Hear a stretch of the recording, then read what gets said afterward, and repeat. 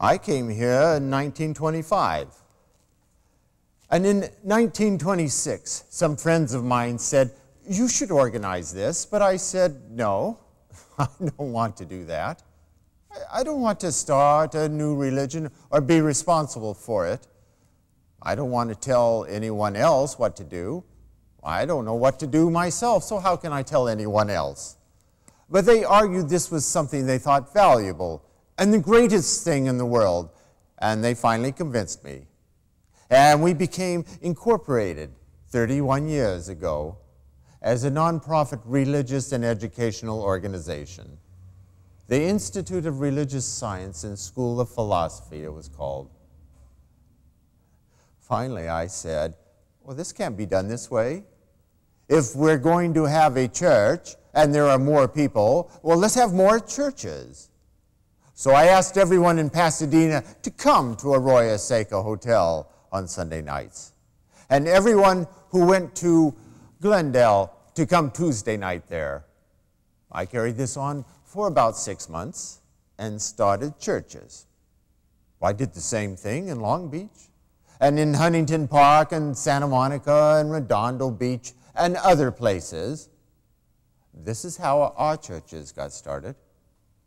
There were surpluses from Wilton Theater Services, where we started classes, trained them, and so on. This was merely the way our movement originated. It grew up. It wasn't a planned thing. It wasn't until it had many, many, many branches that I really thought to myself, something is going on here.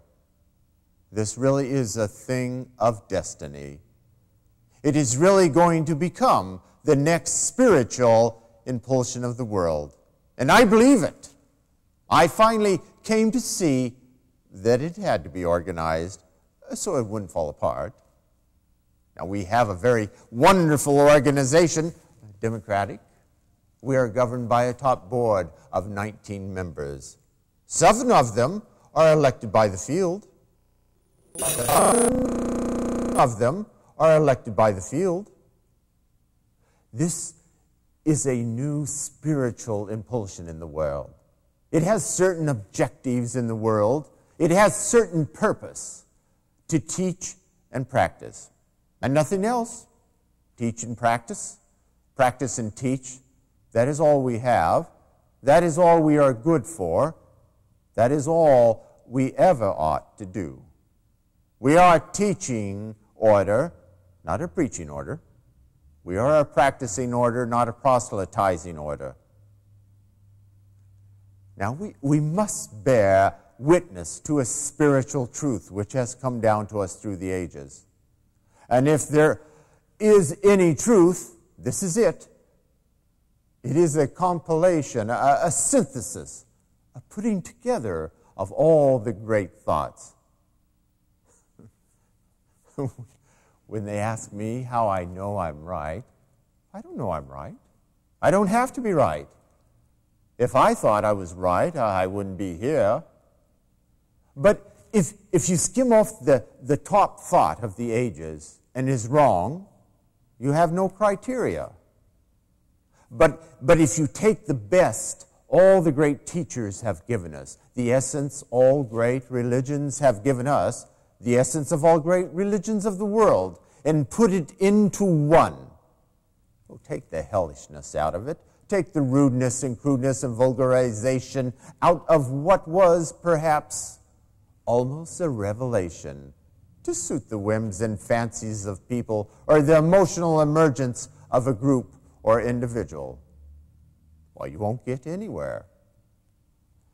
But if you take the deep thoughts of the ages, Plato and Moses and Jesus, Buddha, Socrates, Aristotle, and Emerson and Plotinus, all of them, you will have to have the greatest teaching the world has.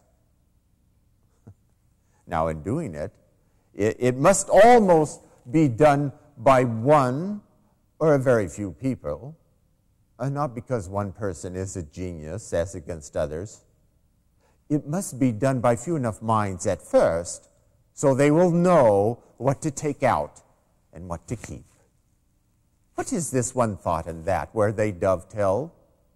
Very difficult to get a synthesis like this that we have and try to get it out of too many minds. It is not merely that you have to say, what is the relationship between, for example, Einstein saying that energy and mass are equal, identical, and interchangeable, and the Jews saying God is one, or Emerson saying there is one mind common to all individual men.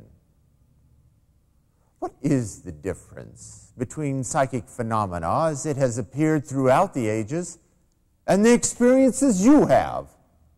What synthesizes it without it becoming ridiculous and superstitious? It is ridiculous. Well, it is a terrific thing to synthesize the wisdom of the ages.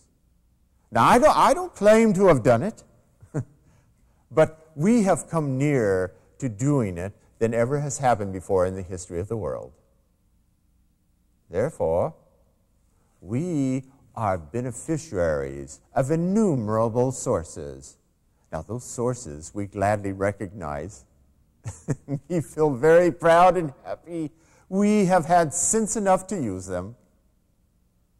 Well, they must be brought into line.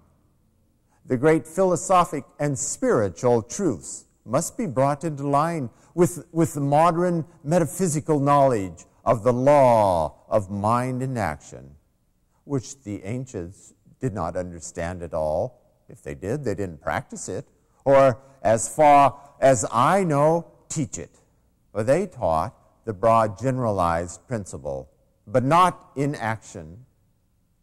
Then we have to put together that which synthesize modern psychiatry and psychology. And this vast group of people are still teaching as though you and I had an individual psyche, and we haven't at all. There is no such thing as your subconscious mind, and no such thing as your subliminal mind or Christ mind.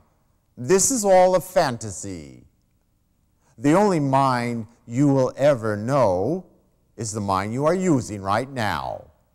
The reaction to it is what we call your subconscious, which instead of being an entity, is a subjective state of thought in a universal medium of mental and creative reaction.